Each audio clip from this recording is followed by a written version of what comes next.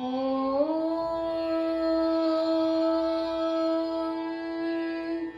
ऐं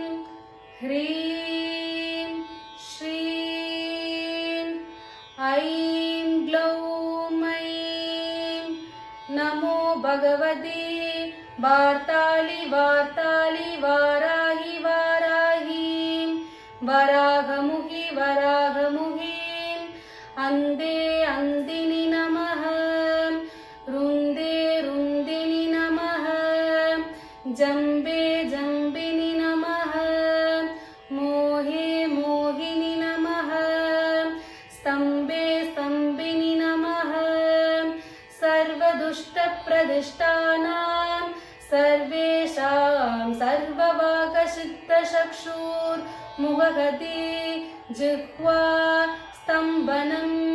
गुरु गुरु शीघ्रं वश्यम् ऐं ग्लौं डह डह डह